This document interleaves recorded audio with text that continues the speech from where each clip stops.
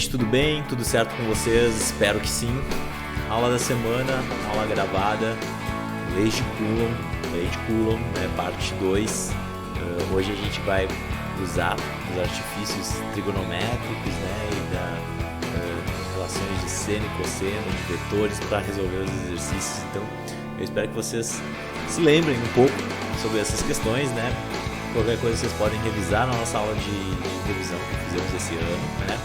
E também tem uma aula no YouTube falando sobre as questões vetoriais, caso surjam mais dúvidas. Beleza, gente?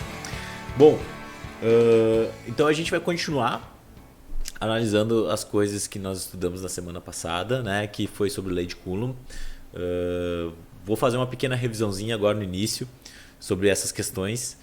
E aí, eu falo sobre... eu vou ter que falar ainda sobre tipos de materiais, que foi uma coisa que faltou de falar no início da eletrostática, que é uma coisa muito importante.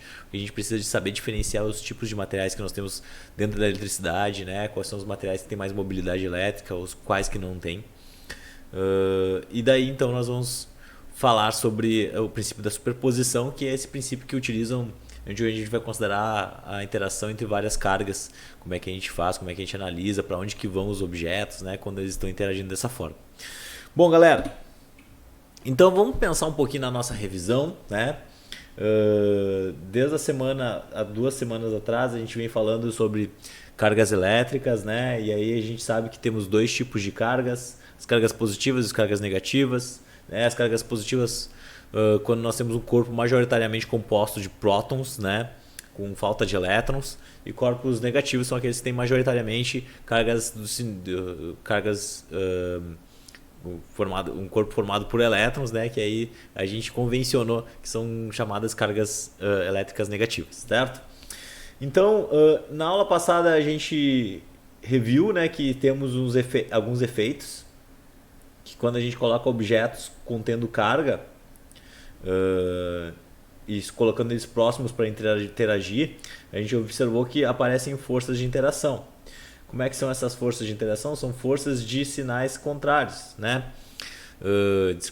São forças que agem sobre as cargas, né? Então, por exemplo, aqui nós temos a força sobre a carga 2 devido à carga 1, e aqui nós temos a força na carga 1 devido à carga 2. São forças de mesma interação, de mesma intensidade, certo? E elas aparecem devido à interação entre esses 2 objetos que estão a uma determinada distância entre si, como vocês estão vendo aqui, beleza? Quanto menor for essa distância, maior vai ser a interação dessa força elétrica. E quanto maior a intensidade das cargas, né, também maior vai ser a intensidade dessa força elétrica. Então nós temos essas relações aí. E lembrando também que o meio onde essas cargas estão, né, que vai ser dado pela constante K, ele também é importante para a nossa análise. Certo? Então, quando a gente está analisando um sistema como esse, meu Deus, quando a gente está analisando um sistema como esse, é importante a gente saber qual é o meio que nós estamos, qual é a distância entre as cargas, né? E qual é a intensidade dessas cargas elétricas, para que assim a gente possa delimitar a intensidade das forças. No caso, quando nós temos 2 cargas atuando, interagindo entre si, essa força ela tem a mesma intensidade, né? Como foi falado, e então se eu calcular F21, eu já tenho a intensidade de F12, certo? Eu não preciso calcular 2 vezes, porque pela equação da força elétrica de Coulomb, né, essa força elétrica é dada pela constante K, que pode ser o K do vácuo, né? Se esse meio for o vácuo, a gente tem um valor bem definido para ele, certo?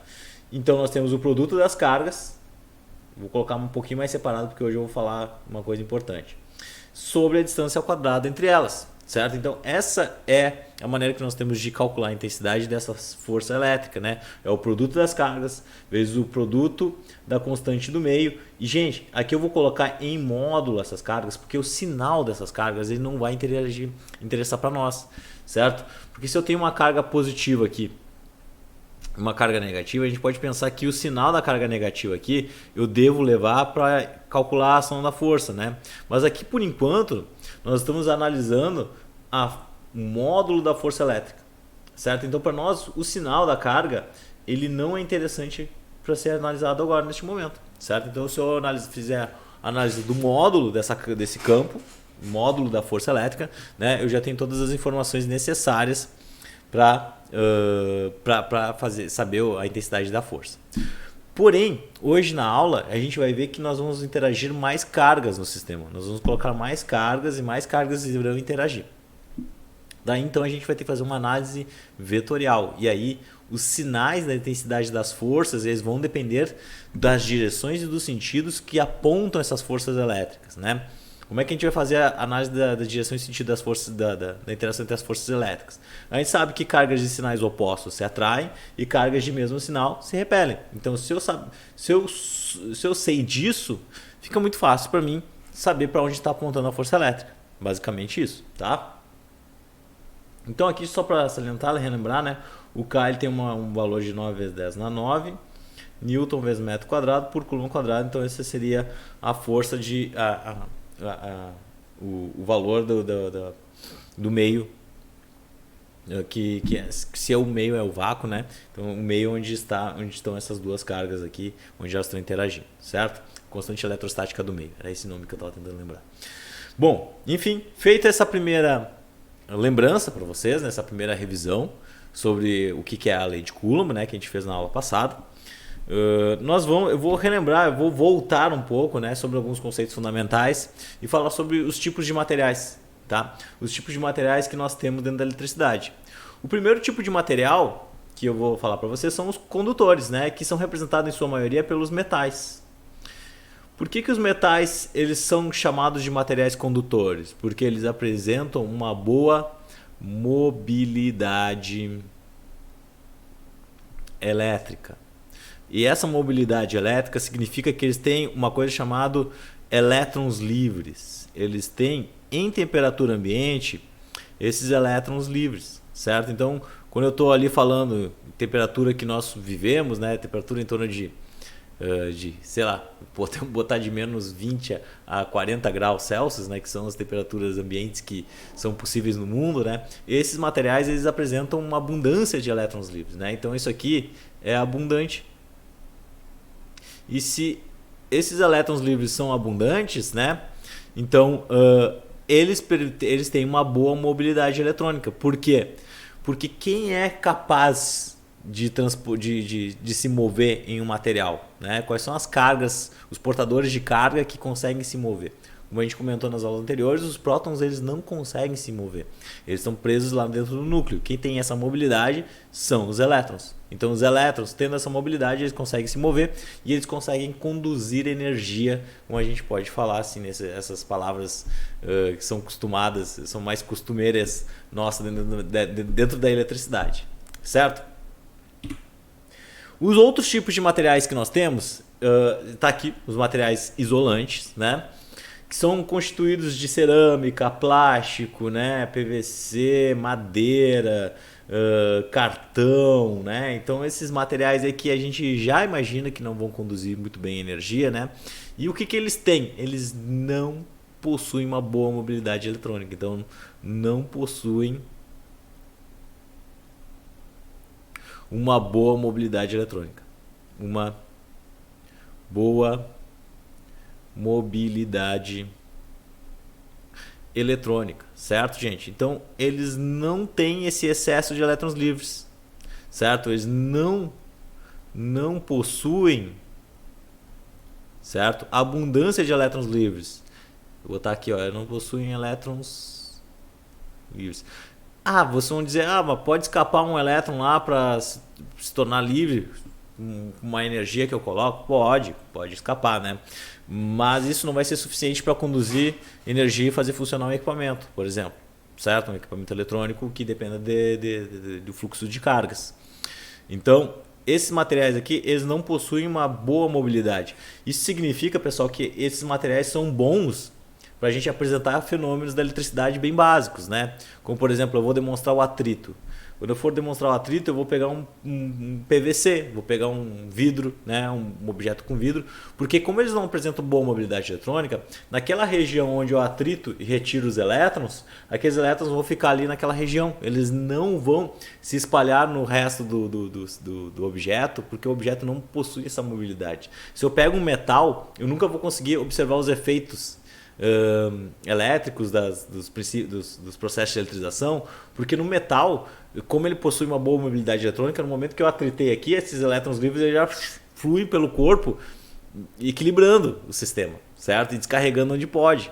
Já o PVC não, eu posso estar segurando com a mão aqui, eu atritei ele aqui, as cargas que ficaram naquela região bem definida, e como eles estão naquela região bem definida, os efeitos elétricos são observados, certo? Então por isso que vocês nunca vão me ver pegando um pedaço de metal, né? Um pedaço de fio de cobre, por exemplo, para demonstrar os efeitos elétricos, certo? Os processos de eletrização. Eu vou usar o fio de cobre para condução, né? Quando eu quero condução, quando eu quero que eu ofereça um fluxo de cargas sem perdas, né? Então, com o mínimo de perdas pelo menos. Pessoal, existem outros tipos de materiais, né? Uma outra variedade, que são esses materiais semicondutores, que são compostos geralmente por silício ou germânio, né? São os materiais que mais são utilizados para essa espécie, né, de material. Qual é a ideia? Os materiais semicondutores, eles possuem propriedades intermediárias entre os condutores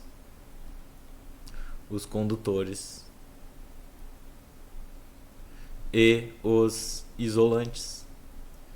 E o que isso significa, gente? Significa o seguinte, que se eu não apertar energeticamente um material semicondutor como esse, se eu não forçar ele energeticamente, a ideia é que ele se mantenha como sendo um material isolante. Mas no momento que eu vou lá e dou um start nesse tipo de material, eu ligo a chavezinha dele, ele passa a conduzir. Então é um material que tem uma propriedade extremamente usual na eletrônica, né? Porque eu estou lá com um material que é isolante, eu vou lá, coloco um pouco de energia nele, ele passa a se tornar um condutor. Então um material que tem essa capacidade de chave, né, de chave desligada, chave ligada, é extremamente usual dentro da eletrônica, e por isso que esse tipo de material revolucionou, né, a microeletrônica quando foi descoberto. Os seus princípios obviamente que ele não é utilizado, essa pedra de silício aqui não é um material utilizado dessa forma, né? Ele é lapidado, ele é purificado, entre outras coisas que são feitas nele, né? Para que a gente tenha essas propriedades de chave mais possíveis de serem verificadas, né? A gente pode pensar que a chave fechada e chave aberta, né? Chave ligada e chave fechada, seria como se fosse os 0 e 1s da eletrônica, né? Da computação. Quando eu estou com um componente de silício desligado, ele está fornecendo a ideia lógica 0. Quando esse componente de silício ele recebe uma energia e ele passa a conduzir, ele forma uma resposta lógica igual a 1. Então a gente começa a pensar e começa a entender como é que a eletrônica é formada, como é que a computação ela começa a chegar com o advento desses materiais. E o mais bacana disso tudo é que são materiais abundantes na natureza, né? A gente nunca vai ter falta de silício. Silício está por tudo, certo? Então, silício e germânio são metais abundantes, a gente consegue ter essa propriedade de chaveamento dele, e isso é extremamente usual dentro da eletricidade, tá? Se a gente for pensar em termos energéticos, pessoal, olha só, eu posso construir aqui uma barrinha de energia e a gente vai chamar isso aqui de estrutura de bandas, onde nós vamos ter uma estrutura de banda de condução, onde as partículas que estão nessa banda de condução, elas conseguem andar sobre o meu objeto, sobre o meu condutor, né, sobre o meu corpo. E quando essas partículas não estão na banda de condução, estão na banda de valência, né, esse objeto ele não está conduzindo, certo? E o que a gente observa é que quando eu tenho um material condutor, a gente não tem esse gap de energia, né? Não existe um gap de energia. Eu não preciso fornecer uma energia para que esse material se torne um condutor, né? Porque nós já, em temperatura ambiente, nós já temos partículas portadoras de carga, certo? E que tem essa mobilidade, que conseguem andar, apresentar um fluxo, né, de movimento dentro desse condutor a temperatura ambiente, sem precisar fornecer energia para esse sistema. O mesmo não acontece com material isolante, né, onde as partículas elas vão estar aqui na banda de valência, certo? Vão estar presas ao átomo, né, e a gente não vai ter nada aqui na banda de condução. Ou seja, esse material não vai ser um bom condutor. E aqui a gente tem o meio termo, que é o material semicondutor, onde essas partículas estão aqui, a temperatura ambiente, mas com um pouco de energia eu forneço,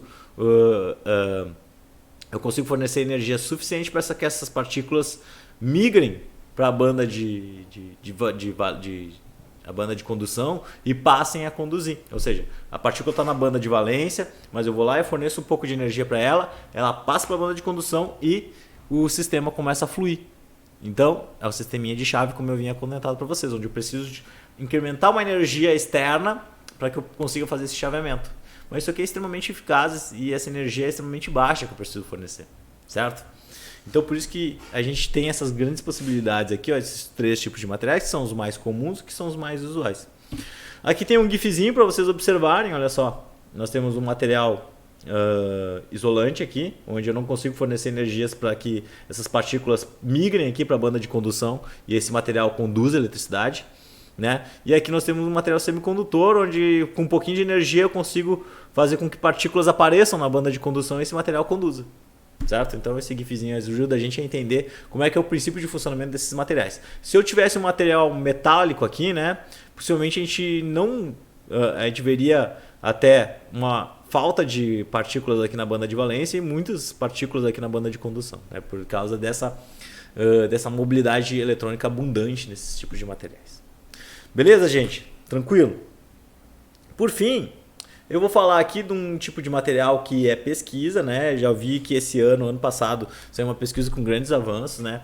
Que são os materiais supercondutores. Esses materiais supercondutores, a maior característica, a maior propriedade deles, assim, que a gente mais observa, que é mais importante para a eletrônica, é essa resistência interna deles, que ele é igual a zero, né? A resistência elétrica desse material aqui tende a zero.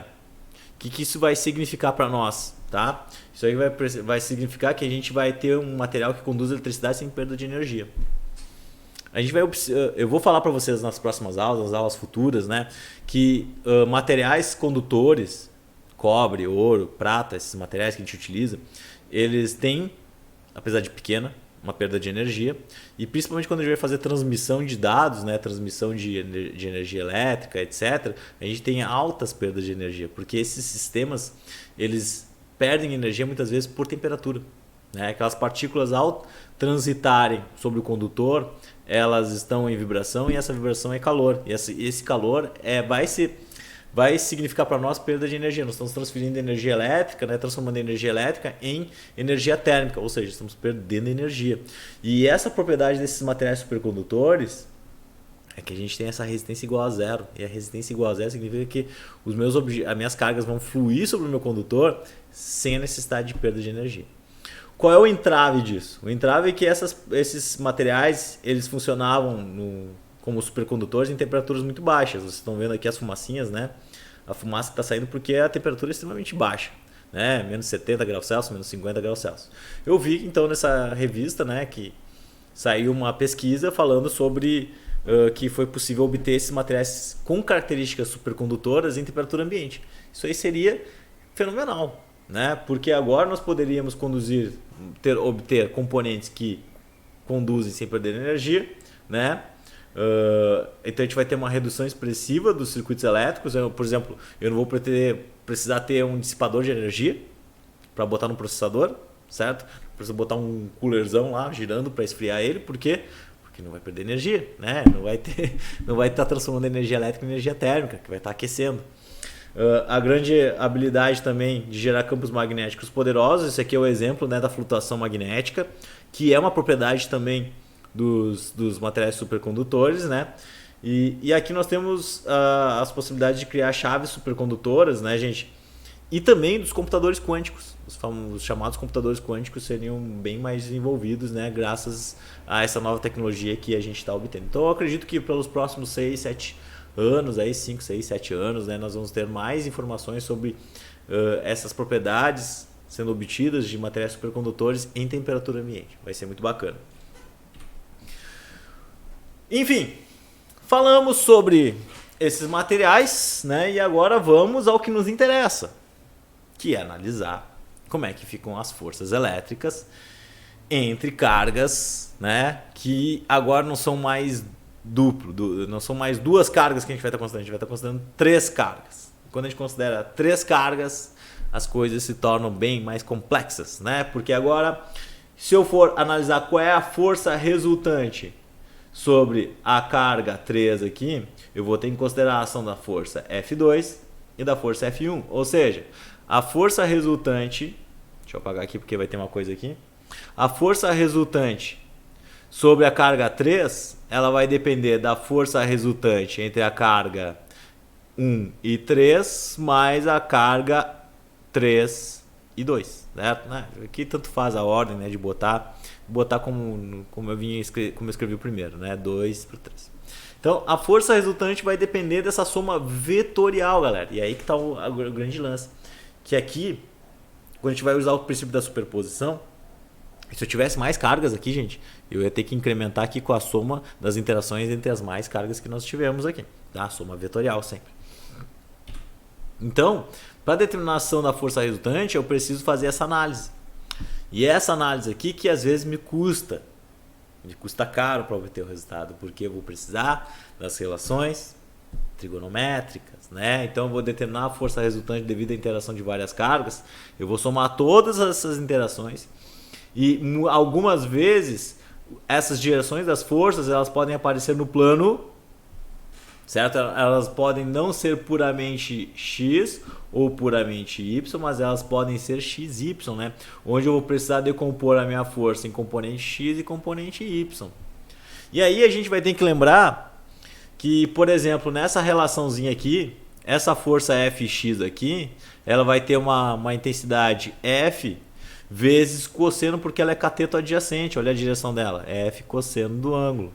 E essa componente Fy, eu vou ter uma relação F vezes seno do ângulo, porque ela está na direção formando um cateto oposto. Então, se eu lembrar essas relações de cateto oposto, cateto adjacente, lembrando que isso aqui não é uma regra, não é uma receita de bolo, tá? Que o Fx vai ser sempre cosseno e o Fy vai ser sempre seno. Vocês viram lá na revisão que podem aparecer diversas situações onde a componente x vai ser seno, a componente y vai ser cosseno e assim por diante. Então a gente precisa estar atento a isso aí, tá? Beleza, gente?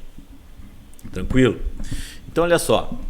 Sabendo disso, sabendo que a gente tem essas relações aí para fazer, né? E agora vai aparecer aqui um quadrinho, tá? Deixa eu apagar aqui então, para aparecer o que está escrito aqui. Eu vou colocar aqui em cima a Fx, F cosseno do ângulo, para ficar aqui para vocês copiarem, né? F seno do ângulo, tá? Essas são as relações para esse caso aqui, beleza? Então, respeitando as questões vetoriais, galera, tudo certo, né? A gente vai conseguir resolver os problemas de física da melhor maneira possível, certo? Outra coisa que é importante, a gente lembrar que as coisas que apontam para cima, deixa eu botar aqui, ó, as coisas que apontam para cima são, por exemplo, uma força Fy apontando para cima, ela é positiva. Uma força Fy apontando para baixo, ela é negativa, né? A direção dela é negativa.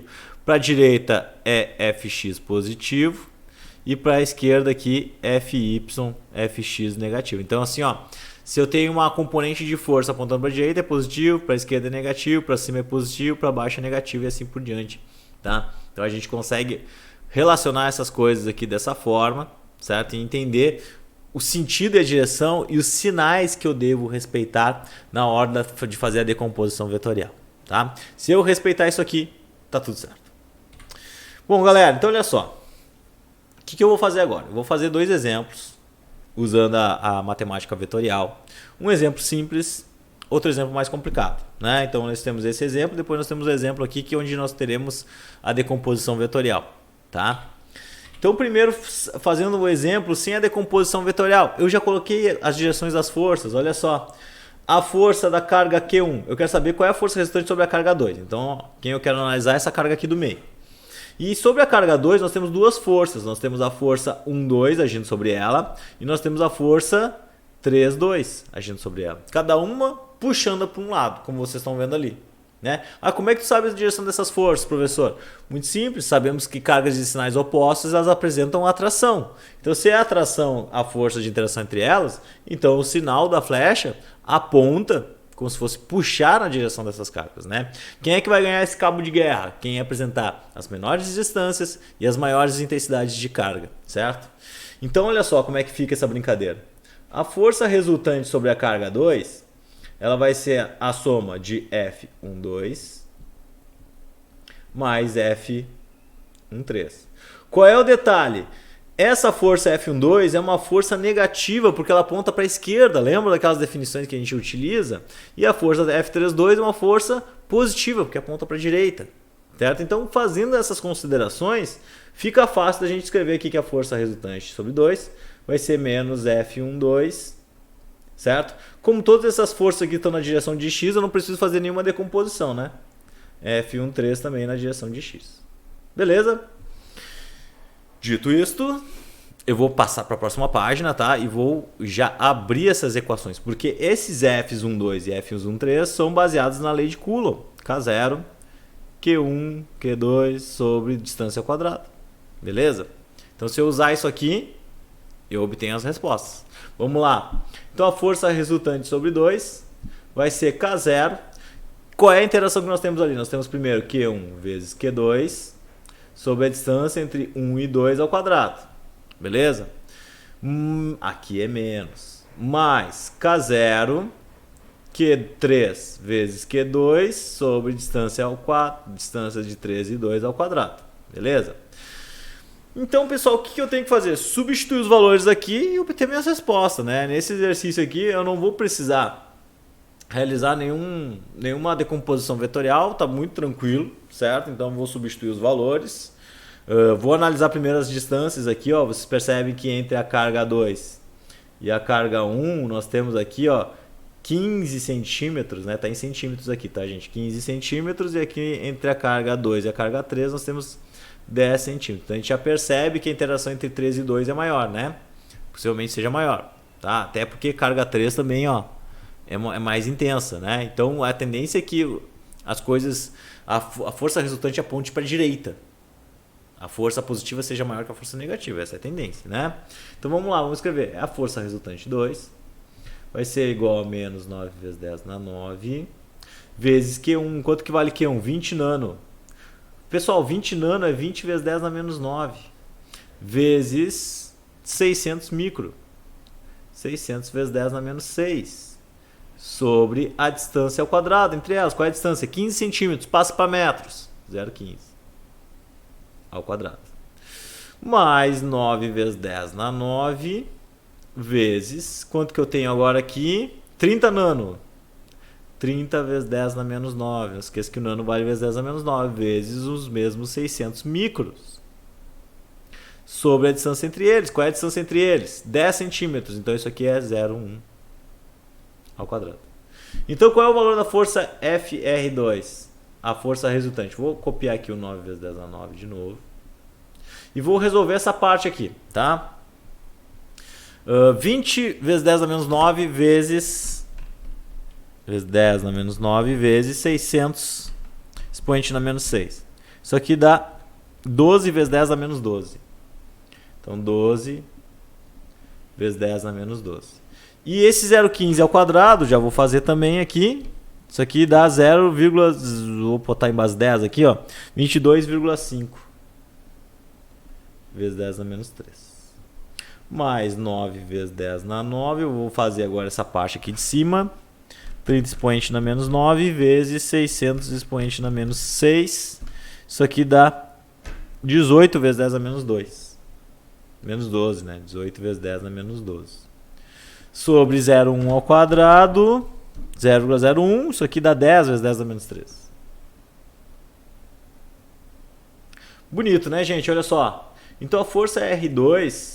Vou resolver tudo aqui já, para não ocupar muito espaço aqui na tela, tá? Então eu vou fazer aquele 9 vezes 12 divididos por 22,5, então fica assim, ó, 9 expoente na 9 vezes 12 expoente na menos 12, divididos por 22,5 expoente na menos 13. Isso aqui dá 4,8, então aqui, ó, essa primeira parte fica menos 4,8, mais... Vamos fazer aqui 9 expoente na 9 vezes 18 expoente na menos 12 divididos por 10 expoente na menos 3. Isso aqui dá 16,2. Então, 16,2. Então, qual é a força de interação, força resultante, sobre a carga 2? Esse menos 4,8 mais 16,2. Então, 16,2 menos 4,8. Isso aqui vai dar 11,4. Então, a força total... tem essa direção aqui, ó, no sentido positivo, então em x, né? Então uma força para a direita. Tem sentido para a direita, né? E ao longo do eixo x. Ao longo do eixo x, que é o eixo que nós estávamos trabalhando, né? Do eixo x. Beleza? Então, gente, percebam que esse exercício aqui foi tranquilo, né? Mas já dá uma ideia de como são as contas. São contas fáceis que a gente pode se perder no meio do caminho. Então a gente tem que estar prestando atenção para a gente não cometer nenhum equívoco, não cometer nenhum erro aqui em termos da calculadora, na matemática, tá, gente? Por isso que é importante vocês refazerem essas minhas contas aqui usando a calculadora de vocês para ver se vocês não estão se perdendo. Agora sim, agora chegou o exercício bom, porque agora nós teremos a interação entre a carga e quer saber a intensidade da força resultante sobre a carga 1 devido ao sistema de cargas abaixo, tá? Então o que acontece, pessoal? Nós teremos uma força aqui, 1, 2, puxando para cima, e uma força 1, 3, puxando aqui para a direita. O que acontece, certo? Essas forças aqui não vou precisar também fazer a decomposição, porque elas estão no plano. Essa força é puramente y e essa força aqui é puramente x.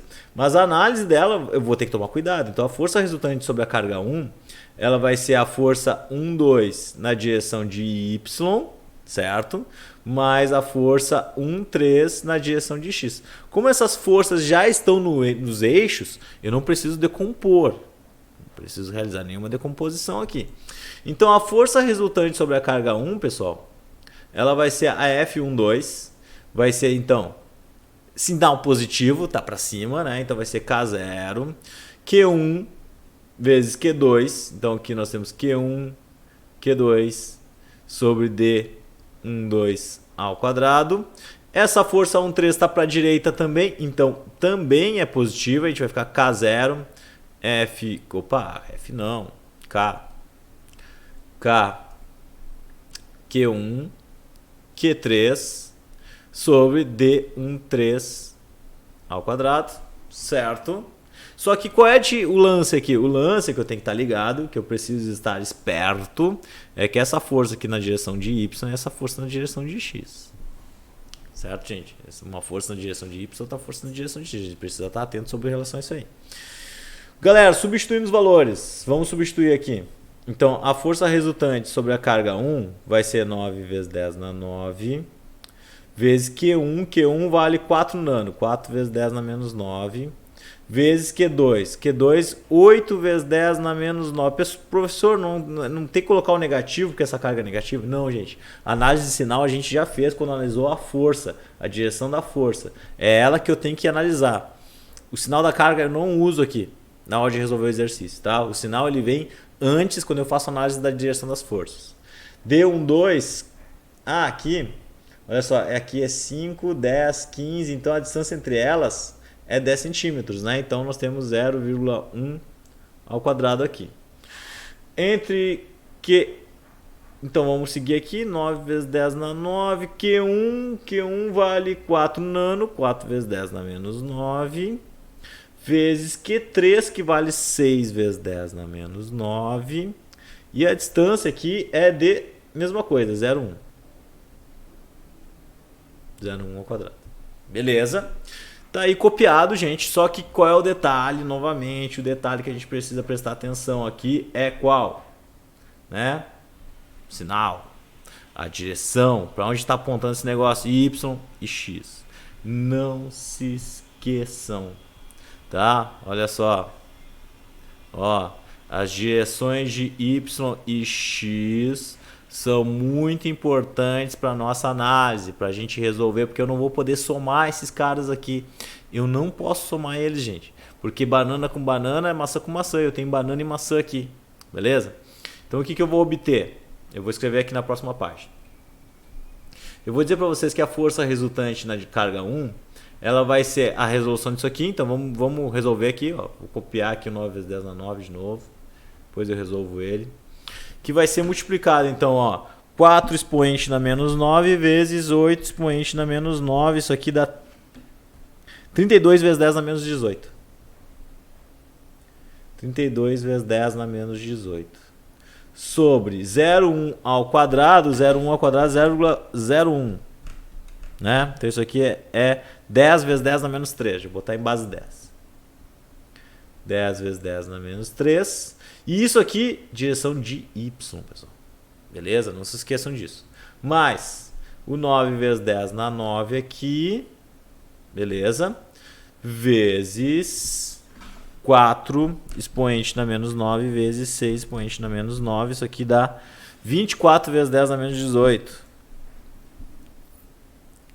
24 vezes 10 na menos 18. Sobre os mesmos 10 vezes 10 na menos 13. Isso aqui é um ponto, não é uma soma ali, tá? Nem é uma subtração. Galera, olha só, isso aqui na direção de x. X, beleza? Vejam que eu não posso somar eles, tá? Então, quando eu for escrever a força resultante aqui na direção de 1, eu vou obter ela primeiramente em termos vetoriais. Então, isso aqui vai ficar 9 expoente na 9 vezes 32 expoente na menos 18, divididos por 10 expoente na menos 3. Então, isso aqui vai dar uma força de 28,8. 28,8 vezes 10 na menos 6 na direção de y, beleza? E aqui, do outro lado, nós teremos 9 expoente na 9 vezes 24 expoente na menos 18. E isso aqui dá divididos por 10 expoente na menos 3. Isso aqui dá 21,6 vezes 10 na menos 6. Vezes 10 na menos 6. Na direção de x. Então, qual é a força resultante em termos vetoriais? Em termos vetoriais, essa é a resposta. Vou botar na ordem aqui, ó. 21,6 vezes 10 na menos 6. Vou escrever esse menos 6 já na linguagem física, hein? 21,6 micro na direção de x, mais 28,8 micro na direção de y. Isso aqui tudo é Newton. Eu poderia escrever assim, ó. Poderia escrever isso aqui também de outra forma, tá, gente? Poderia escrever assim, ó. 21,6 na direção de x, mais 28,8 na direção de y. E tudo isso aqui é micronewtons. O base 10 aqui eu botei na frente. Posso fazer, tá? Coloco a base 10 em evidência ali e eu posso resolver dessa forma aqui. Gente, só que isso aqui não é intensidade total, porque a intensidade da força resultante é dada pelo módulo da força resultante. E se vocês lembrarem como é que eu calculo o módulo, vai ser a componente resultante 1 na direção de x ao quadrado, mais a componente resultante na direção da carga 1 de y ao quadrado também. Então, se eu fizer isso aqui, aí sim eu vou ter minha resposta final do meu exercício, que é o módulo da carga, né? Então, a força resultante 1 aqui vai ser igual a raiz... Deixa eu ver se eu faço uma coisa decente aqui, né, gente? Vai ser igual a raiz de 21,6... 21,6 expoente na menos 6 ao quadrado. Isso aqui dá, ó, 466,56 vezes 10 na menos 12. Mas, porque agora no momento que eu levo ao quadrado, aquele x chapéu, ele perde o sentido, né? X chapéu. Isso aqui é propriedade dos vetores, x chapéu ao quadrado é igual a 1. Y chapéu ao quadrado é igual a 1 também. Então aqui eu perco a questão vetorial deles, né? Por isso que quando eu estou calculando o módulo, eu perco esses conceitos vetoriais aí dos meus números e aí eu posso somar eles, tá? Então aqui nós temos 28,8 expoente na menos 6 ao quadrado. Isso aqui dá 829,44. 829,44 vezes 10 na menos 12 também.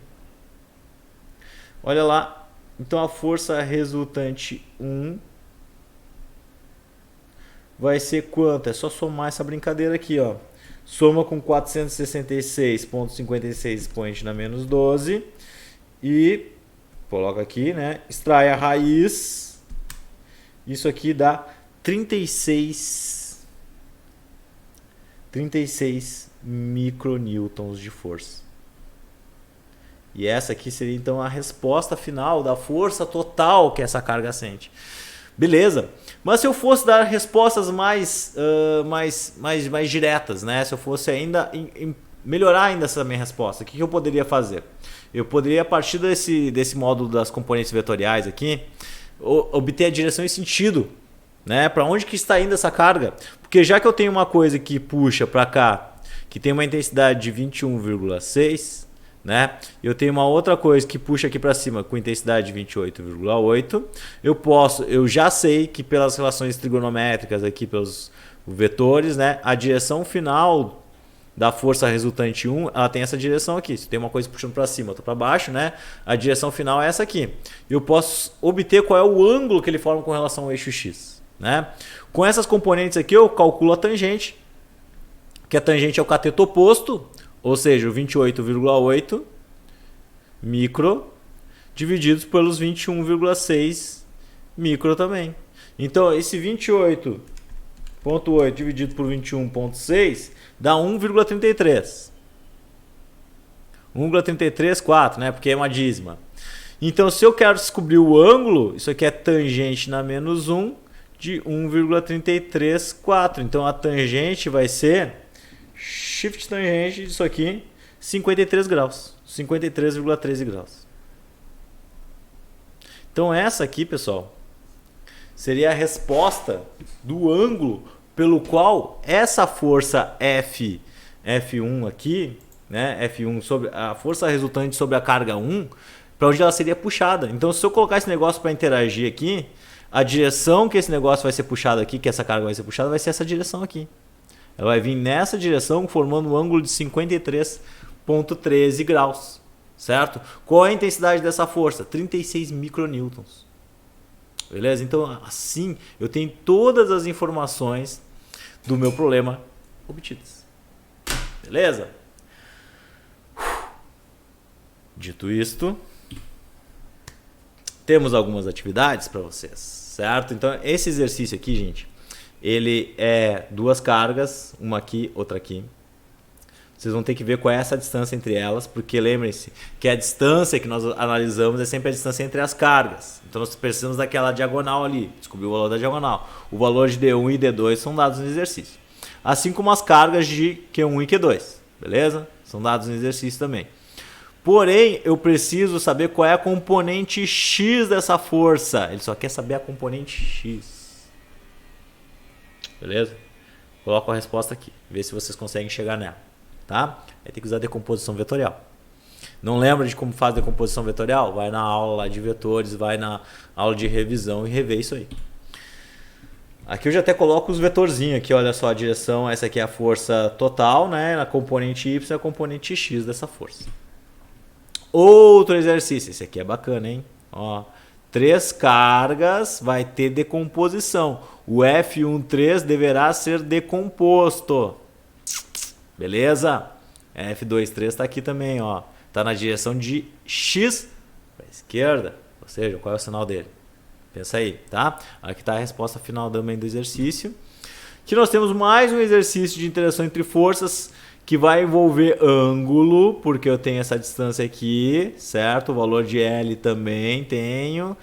E aqui nós temos ainda a força da gravidade puxando elas para baixo. Então nós temos assim, ó. Eu vou até dar um spoiler para vocês aqui. Nós teremos a força da gravidade aqui para baixo e a força elétrica aqui, certo? E nós temos a tração aqui também. Então isso aqui é um problema de física lá do primeiro ano do ensino médio quase. Nós temos a tração, nós vamos ter que decompor a tração. Nós teremos componente TY na tração e componente TX. E aí a componente TX é igual à força elétrica e a componente TY é igual à força da gravidade. Aqui está o pulo do gato. Foi dado. TY e TX vai aparecer seno e cosseno porque vai ter que ser decomposto. Mas essa é a maneira de nós resolvermos o exercício. E obter quem? O valor da carga, né? É isso que ele quer saber. Quais são os valores da carga? São iguais, tá? São os mesmos valores. Tá ali a resposta, 98 nanocoulombs. Tem que chegar nessa resposta desse exercício aí. Beleza, galera? É isso para essa semana. Lembrando que semana que vem nós já temos uma avaliação, está lá no SIGA. Eu vou botar e vou relembrar vocês. Vou disponibilizar alguns exercícios a mais que vem na lista do livro lá, tá? Mas basicamente, galera, vocês treinarem essas leis de Coulomb aí, esses exercícios que são um pouco mais complicados, né? Os exercícios lá que a gente fez nas primeiras aulas, e exercícios de cargas elétricas, aquelas definições de eletricidade básica, né? Bem tranquilo, certo? Fazer uma provinha ali do cigarro de forma bem de boa. Perfeito, galera? É isso aí, ficamos por aqui. Qualquer coisa, prendam um grito e me chamem, tá? Até uma próxima, tchau pra vocês.